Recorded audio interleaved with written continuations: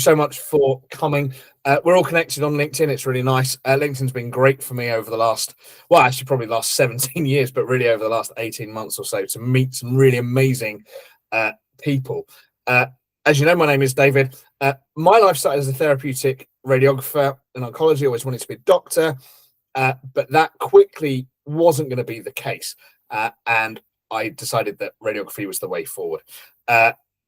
Several years in the commercial world, sales, business development. I've run my own businesses since then. I've been made redundant. I've walked out of a job with no plan whatsoever. I quit my job in Harley Street and I moved to Devon.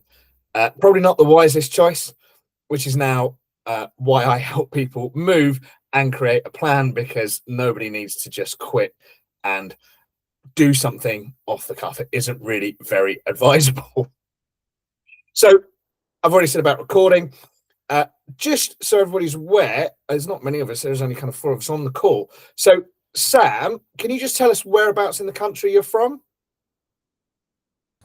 I'm in Hampshire, so kind of between Winchester and Southampton, in a medium-sized village, I suppose. But yeah, just in Hampshire, between Winchester and Southampton.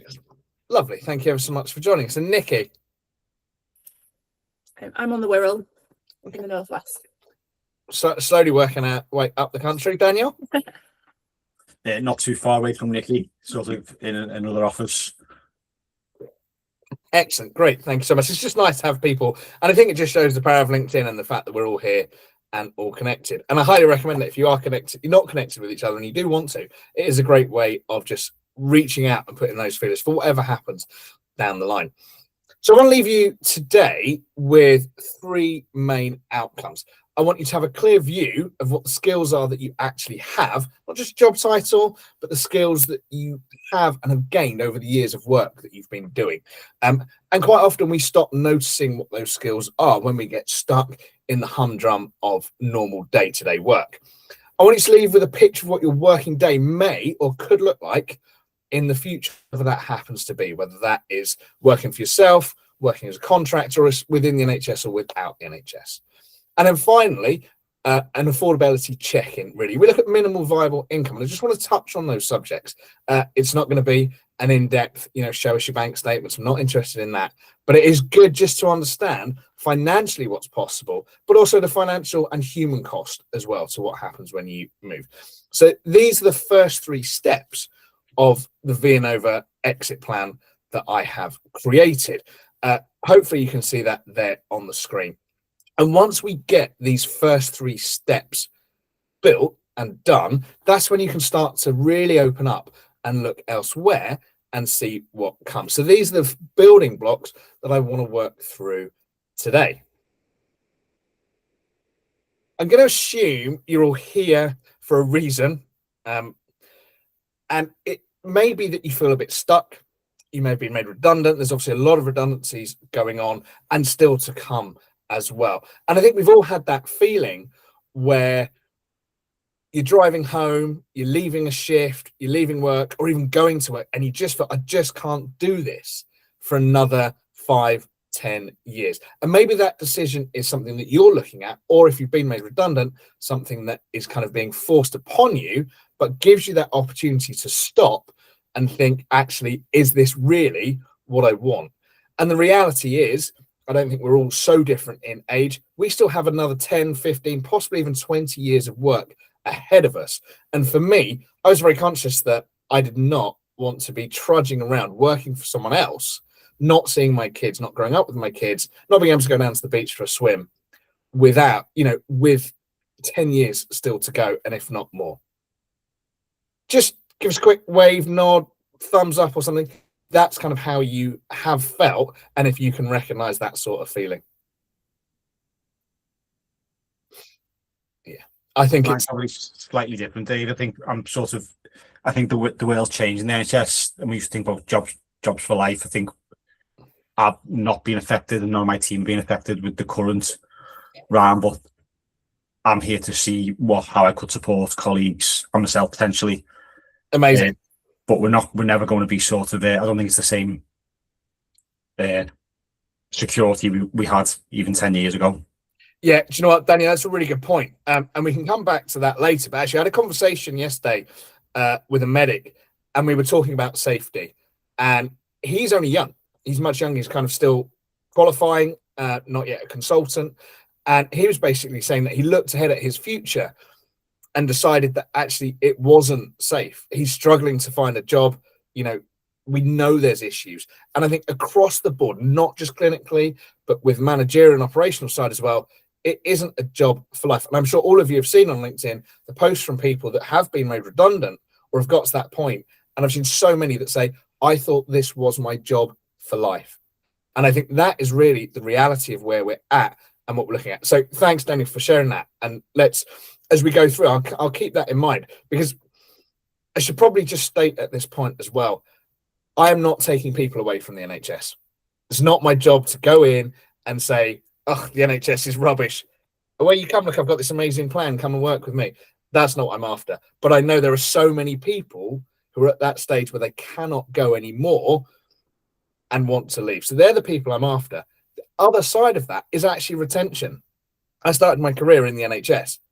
That never leaves you, ever, ever. I haven't worked in the NHS for 12, 13, 14 years, but it never leaves you. I think healthcare is very much, it is a vocational calling and it doesn't leave. So I'm very keen that people stay within the healthcare system. And if I can help with that as well, by working through the same process, actually, then I'm more than willing to do that. Does anyone else have any comments or questions at this stage?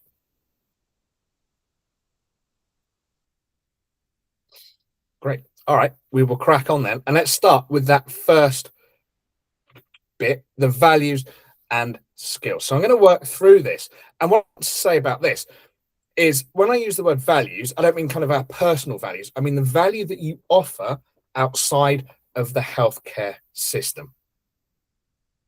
When everything goes wrong, our first instinct can be to just rush into the next thing. Think, oh, we'll just stick with it.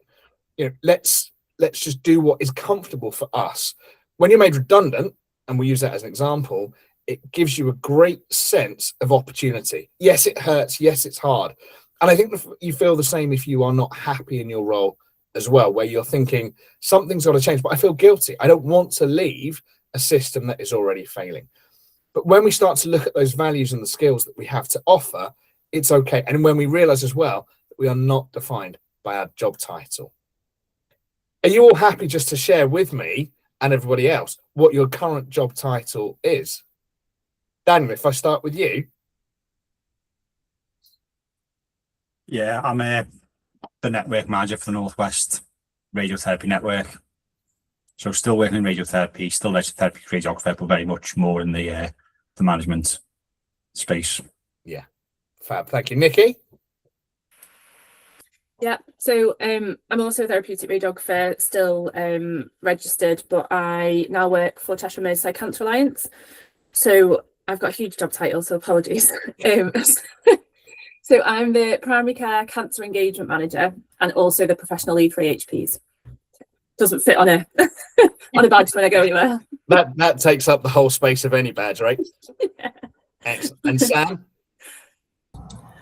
So I left the NHS in 2023. I was a commissioner at that time. I now work in the private sector in business development. Nothing to do with the NHS, actually, currently, I should say. Which is fine. We don't mind that. We don't mind that. That's kind of, like I say, I don't work, I haven't worked with the NHS for a very long time. Thank you. I think it's interesting when we talk about job titles, and Nikki, I'm going to pick on yours because it's quite so big. It's hard because we go to networking events and, excuse me, I'll just let someone else in. People will ask us, oh, what is it you do? What are you doing? And it's so hard to come up with something isn't just a job title. And I think that can be really difficult. And it's something I've struggled with. I try not to use a job title at all. If I have to, I'm an entrepreneur, a founder, all the usual kind of stuff. I'm a coach technically, but again, that doesn't really sum up what I do. And I think it's really hard. And I think it's hard for us to understand that we are not identified by that job title. So when we look at those skills, it's really important that we do that. Hi, Claire. Nice to have you along. Sorry, I'm late. That's fine, not from at all. I know what it's like. We haven't long started, so you haven't missed much. We're just talking about, hopefully you can see the screen, the values and skills piece at the start of the process. So if you think about what you do on a day-to-day basis, you all make decisions under pressure, you handle conversations that actually most people would avoid. And certainly within the NHS and within healthcare, we have very high pressured, high stake conversations. You may manage people, you manage their expectations, and outcomes are really quite key in all of that. If you're thinking about a banking business outside of healthcare, the skills are quite rare to have those high pressure conversations. If you think of a big banking organization, not many of the people within that organization will be doing the high end deals. Whereas in healthcare, most people will have really high pressure conversations and have a very calm authority that is really sought after. So when you leave the NHS, the skills that you have are really very valuable. And I want to start with this bit of the framework because it's so important to get that bit right. We are not an identity. We are not a job title. There's so much more to us. And I can't stress enough how important it is to get through those skills and just stop and think about what you do.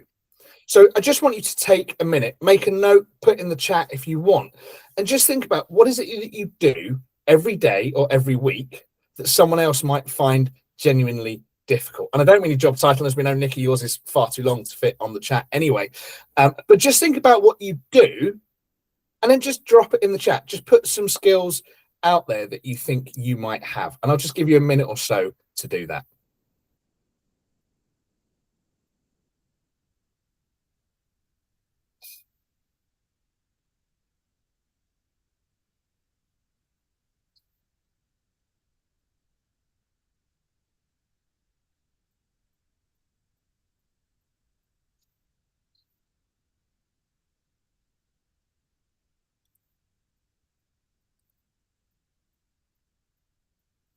Anyone want to put anything in the chat, or should we just, I'm happy to go around the room, as it were.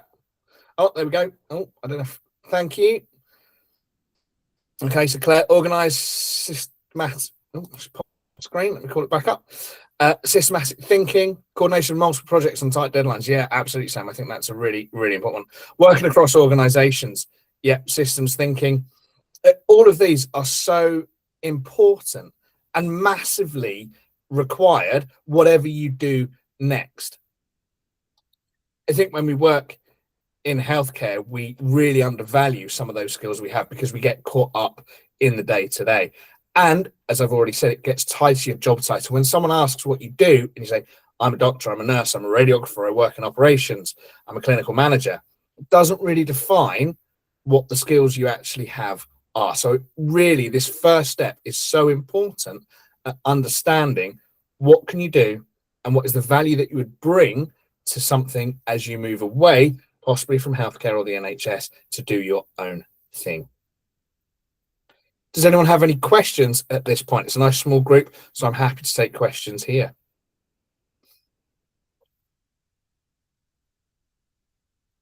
Fab. All right, we'll move on then to imagine. And you can explore what life and work could look like if you weren't trapped by that current role. And I know trapped is quite a strong word, but I think sometimes we can feel like that. We've all had that Monday morning, Sunday evening kind of dread. When I was working in hospitals, I don't think I could ever have imagined that I'd be here on a Thursday afternoon talking to you guys and having such conversations so far out of the realm that I thought a radiographer would ever be. As far as I was concerned, I was going to be clinical forever. That's all I'd ever wanted to do. And when we don't know what we actually want, it's much harder for us to see a way forward. And we just default back to fear. So that's why so many people in the redundancy area at the minute are really struggling, because it's come maybe over a period of time, but it is still a shock when it happens. And this stage, really, once we've worked on those skills and we know what we can do, is then looking at what you want life to look like. And I don't mean sat on a beach with a cocktail on holiday, 365 days a year, because I think we'd all like to do that. But the reality is we know is actually that would get boring as well. I was trying to explain that to my daughter the other day. She didn't agree with me at all. So it's not about those holidays, but it's about the structure of your working day. I get up, I take my kids to school. For me, that is my non-negotiable. That's what I do every day, and I pick them up most days. It doesn't always work that way. And I want to have conversations like this. I spend time on marketing. I spend time networking and connecting with other people. So for me, that's what my day looks like. And it will vary for everybody because we all want different things. It might be, what time do we start? Who are you working with? Are you working on your own? Are you working in that group across organizations? Are you in control of your own time? And for me, again, that's an absolutely massive one. If I need time off, I don't have to ask the boss. I've got my kids. If they're sick, then I can go with them. Saturday, I've got a funeral tomorrow for their great granny, and I just get to go to that. So it's just having that freedom for me. So it's school and it's freedom. And for me, it was always about my kids, and that was my overall driver to be able to do it. If you don't stop and think and design what you want, you can start drifting. Again, that's when I see it. And people will just think, oh yeah, I just want to do this or that.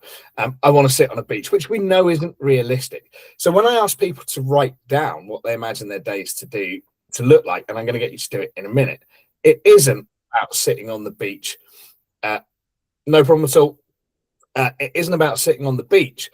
It is about imagining who you're working with. What does your working day look like? Does that start in the gym? Does it mean having lunch with your friends? If you are in control, what does it look like? So again, I just want you to take a minute or so and just think about what it is would be your non-negotiables in your own working environment. What is it you would like to do? Who is it you'd like to work with? And actually, I'm quite happy if you want to put down what you don't want to be doing. And I'll just give you a minute or so to do that. And again, please just pop it in the chat and then we can have a conversation about it.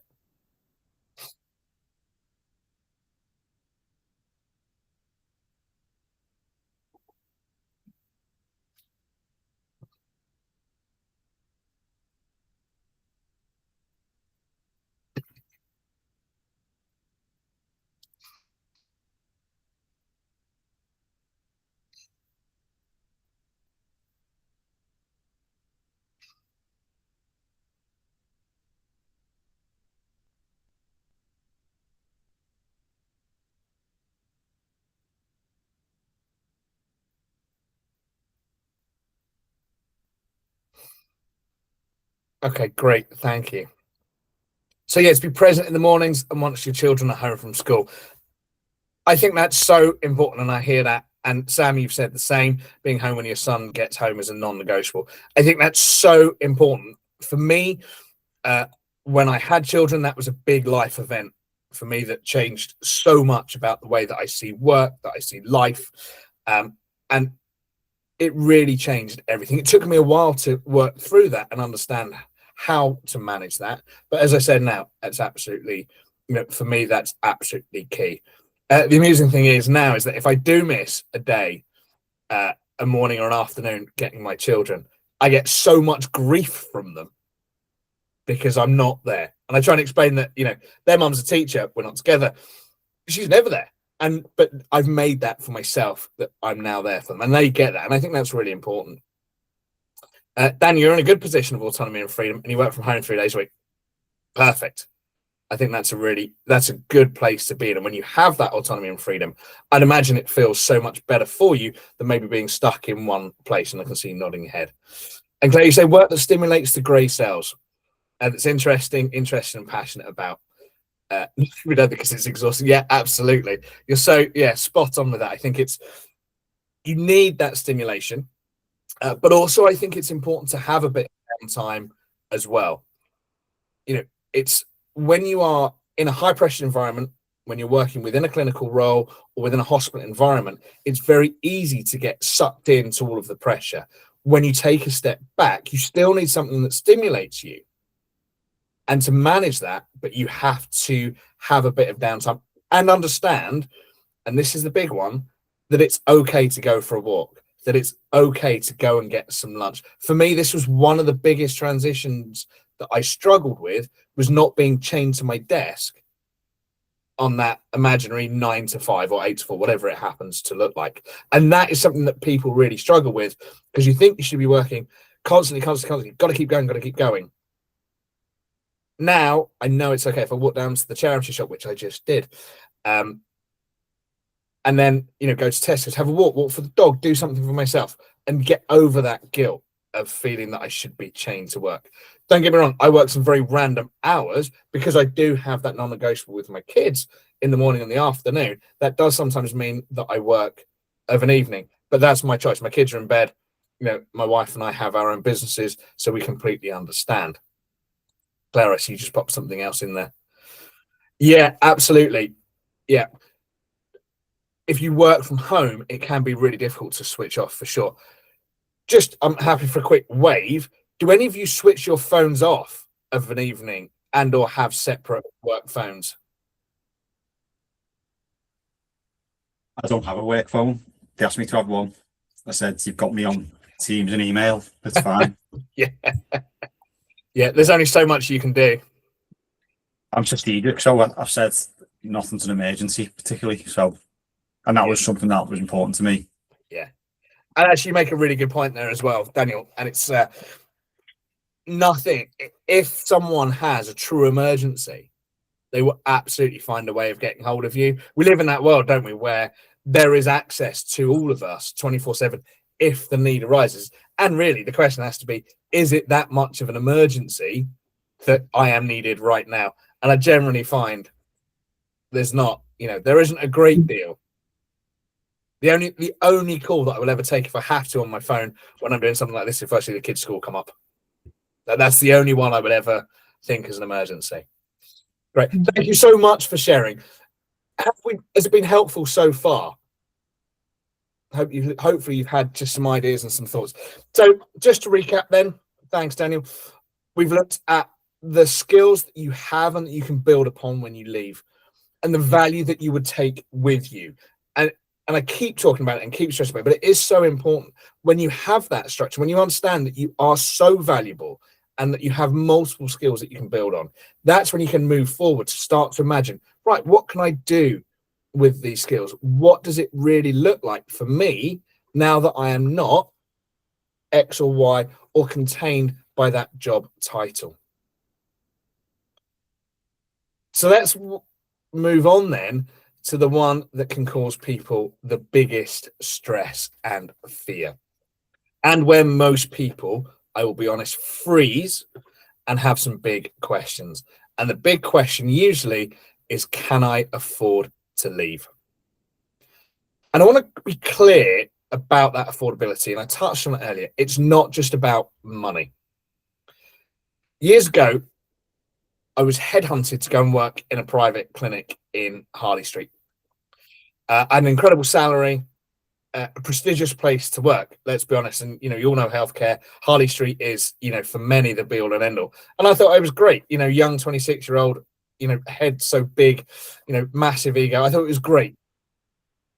And it was very interesting, to say the least. Claire, we can share stories about Harley Street for sure. What was really sad for me is within months, I had palpitations. I was actually crying on the train to work, and the pay didn't really fix any of it, and nor did telling anybody that I worked in Harley Street. So yes, the cost financially of leaving is important, and we have to look at that. But it is also about that health, about your life, and the bigger picture when I talk about affordability.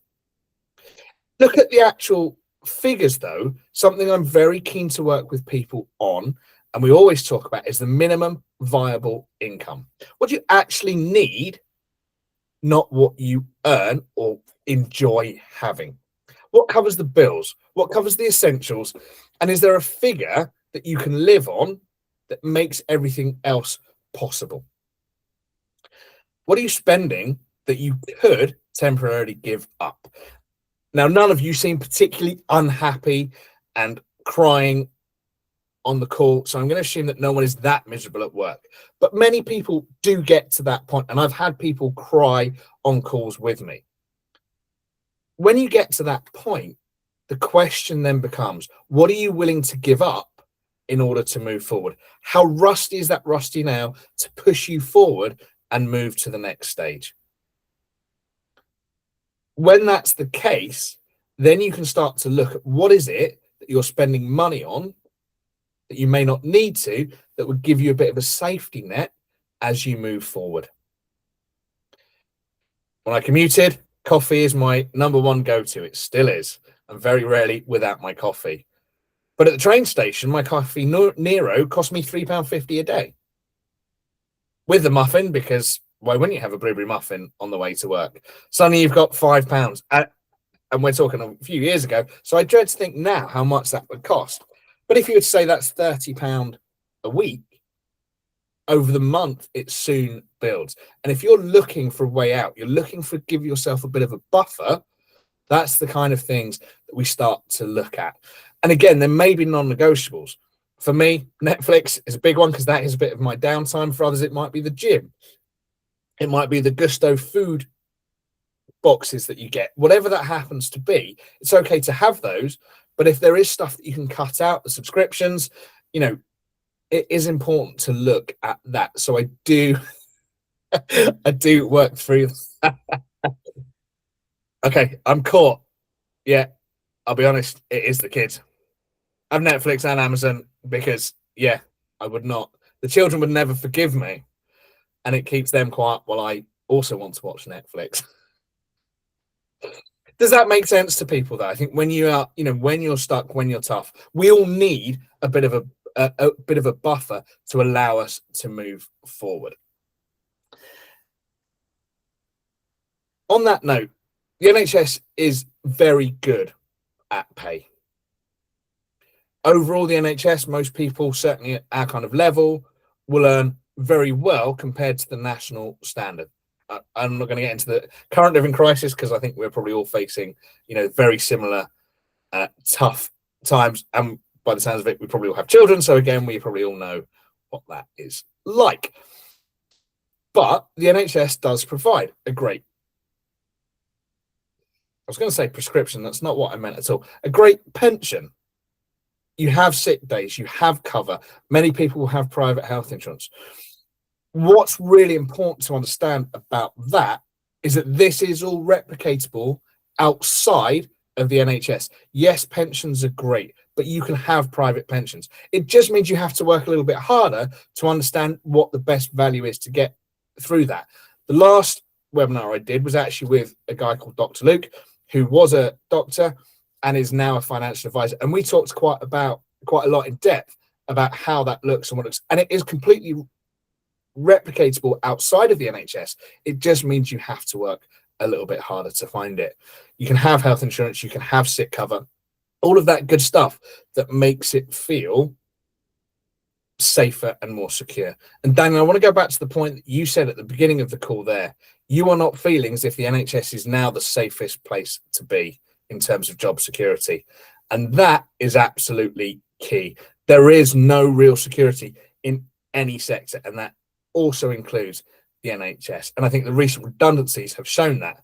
So security is something you have to build yourself. And the bigger the buffer you have, the better that will be when things start to happen. I hope that we see an end to kind of some of the major redundancies. I fear we won't. And it's the same in the public sector and the private sector as well. We see it all over the way. So that's why stage 3 is then looking at that affordability. Is it right? Is it affordable? And what can I do to change some of those numbers? And for the clients that come and work with me, we have some really in-depth look at that. Again, still not looking at bank accounts. That's not my business.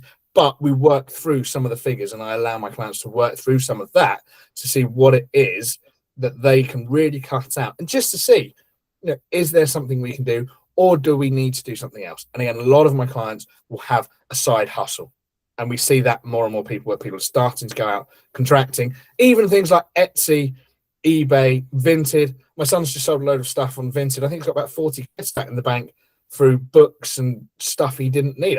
I'm amazed that he managed to sell it. But that's the sort of thing that I think people are starting to look at. And while we're on that subject, I'm a very firm believer in portfolio careers and multiple streams of income. And I am convinced that my children, my youngest is 10, will see very different career structure to the careers that we have seen. And I would almost guarantee that they will have portfolio careers with multiple streams of income. We live in a world where it is so possible and so viable to start a business. I'm talking to you guys across the country. I have a global business. I speak to people all across the world from my little house here in Devon. So I think that the career landscape is changing dramatically. And if we don't change with it, then people will be left behind. So a quick one then for you. And again, I'm not asking for anybody to share private numbers, but just have a think. Do you know what your minimum viable income is? And could you think of anything just off the top of your head that you could easily give up to move forward with starting your own business, to leaving the NHS, whatever that looks like? And also, is there a health cost to that as well?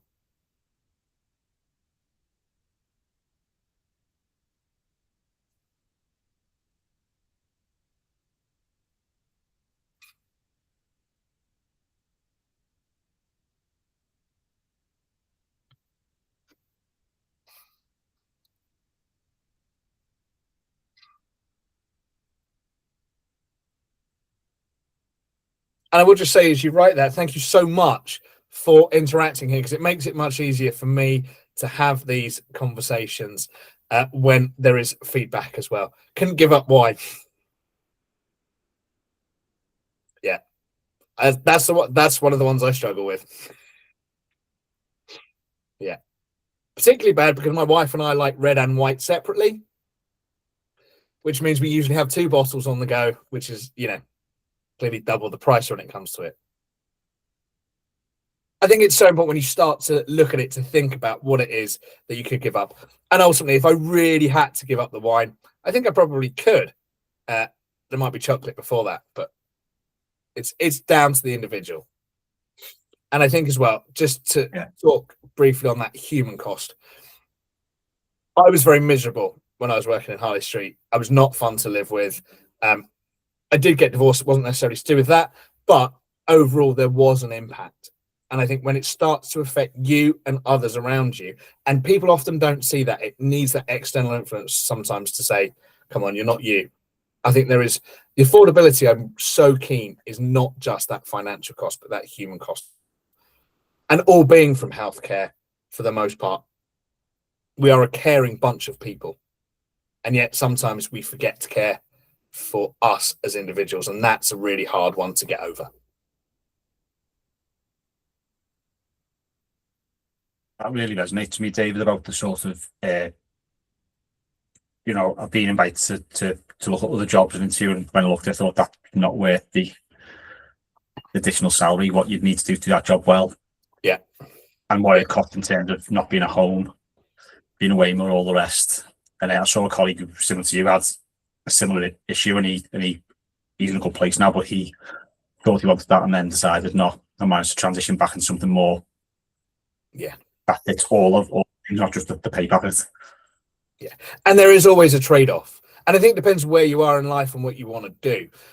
You know, if you look at some of the big influencers like Alec Hormozy, Grant Cardone, Gary Vaynerchuk, people like that, you know, they have massive goals. They set massive goals for themselves.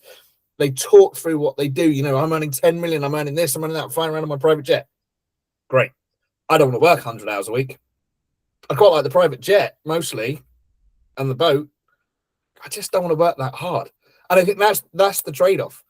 You know, and when I look at it, and actually a couple of years ago, I was approached to do a job, and I went for the interview just out of interest because I thought, great, salary, car, why not? I'll see what that life's like again. And when I didn't get it, I was so pleased because really I didn't want it. I didn't want the life again, to be back in clinics, to be back in theatres at 7 in the morning, because that wiped out everything that I'd worked so hard to get to. So I think you're right. You just have to, we see people who do it, and sometimes you just have to try it before you move on. Does anyone else want to add anything at this stage?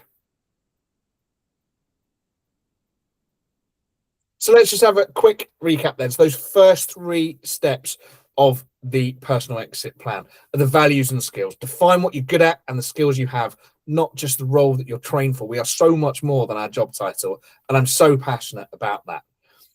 to imagine what your life might look like, to explore life and work, what it could look like if you weren't trapped in that current role. And of course, as we've just talked about, then the affordability bit, to look at money, to understand what the decisions are based on the facts and the actual numbers, as well as the health cost and the overall human cost to us moving forward. As I said right back at the beginning, this is part of a wider structure. And it's the first three steps that we've just looked at there, the V, the I, and the A. When I take clients on, we then move after those initial three steps to look at the next bit. But we have to get those building blocks in place first. And what that then looks like is now what? So now we know all those bits and pieces. What can we narrow down? What are the options and what's worth pursuing? And actually, what really important, and I'm not really a fan of being negative, but sometimes knowing what you don't want to do is as important as knowing what you do want to do, because it just makes everything much easier when you narrow it down. Then we look at how we overcome some of the blockers, the fear, the confidence, the guilt, the self-doubt. We've heard about imposter syndrome, not a fan of that word, but it is what people, talk about. And we are our worst own enemies, and we will put up blockers. I can't do that because. And again, when we start with those first three building blocks, we have already overcome several of those barriers. Then we look at the validation. So we test ideas in the real world. And this is where you could test a business idea. So if you wanted to start selling stuff, if you wanted to become a florist, or an events planner, how do we do something to start to validate that idea? But it actually is beyond that when you can start to have conversations with friends, family. Quite often, we keep a lot to ourselves. We don't say everything that we're thinking out loud. When we do ask family and friends especially, I have a big family, I have lots of friends, and I love them to bits. But very few of my friends, and all but one of my family, have ever run their own business. So me asking them for advice doesn't really work because they don't understand it. They are still of the generation of the thinking, you must work, you must go to school, you work, you go to university, get a degree, you get a good job, you work, promotion, retire, die. That is still very much the way that a lot of people think. So I can't speak to my family in the same way that I speak to some of the mentors that I have.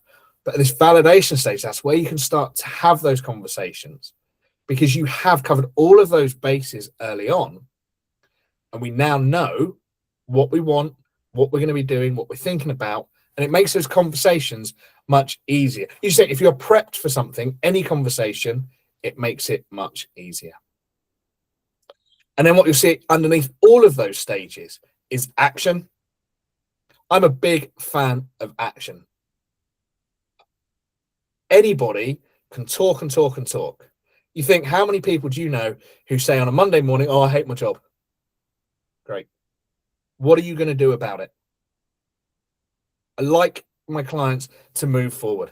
There's no point working and doing things if you are not going to take action and actually have an outcome for it. That's why at the beginning of the call, I set out the outcomes I wanted from the call. You have to take action in order to move forward. And that's why it sits under each of these stages.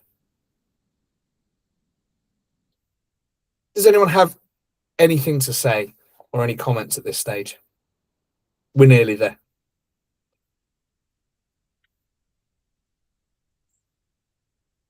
There's always a sales pitch. I'm not going to apologize for that. I have a business. I'm not going to deny that. I think too many people kind of hide away sometimes and pretend like, just do this for the love of it, just for the fun of it. I do have a business and I will never hide away from that. This is not directed at you guys necessarily, but if you know anybody who would really value and benefit from a conversation with me, then this is what I'm offering. I've different levels of plans that people can work through with. My highest package is over £1,000, and that's some one-to-one coaching. But here, I'm just offering a very quick 1 hour session, 3 outcomes. Again, looking at the skills, what your working life might look like, and what you can afford to move. It's basically just a one-to-one session of what we've had today. And for the next 48 hours, I will offer that to you or anyone that you refer to me for just £50. It's usually 75. It's about to go up, but I'm happy to do that for you. I have no problem. If not, it's not really, it's there. The option is there. If you want to follow up on that, send me an email at the end. Please do not feel any pressure, but I will never apologize for running my own business.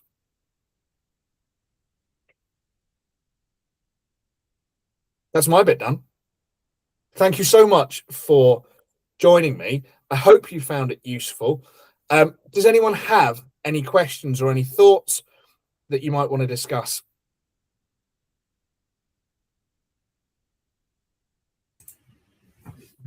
Maybe a Thank you, question. Sorry, go on. No. After you, Claire. I was just going to say, not really a question, more sort of like, I guess, an observation and a reflection, just to say thank you. It's been really helpful. I can't deny, though, that the overwhelm is quite real. Yeah. At 1:15 on a Thursday. But it's definitely food for thought.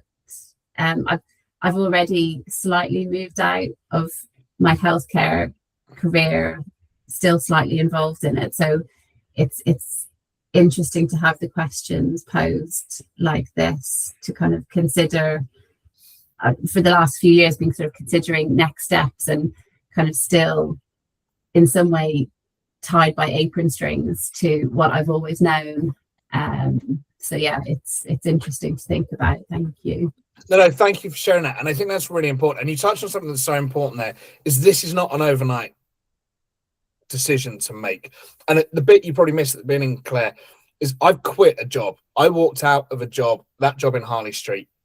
I left. No plan. I just left. I literally walked into the CFO's office and said, I'm done, I'm leaving. And I left. I was like, oh, shit. That was not the wisest move I've ever made. As it turns out, I went back to being clinical down here in Devon. I'd worked at the hospital here. And it was the start of everything. And it was great. But at the time, it wasn't wise. And that's why I've done it. I've been made redundant as well. And overwhelm is such a good way of explaining it, because there's so much going on, so many thoughts. And that's why I break it down into those steps. And that first 3 steps is so crucially important. And then you can start to plan and see. And the overall personal exit plan takes 6 months. This is not a quick, overnight decision. And I have very few people that want to rush and move that quickly. I have worked with people quickly. Some people have been made redundant and are desperate to do something, have a bit of cash in the bank. I have worked with them to do that, and I will make it quicker if it has to be. But it's quite intensive work to do.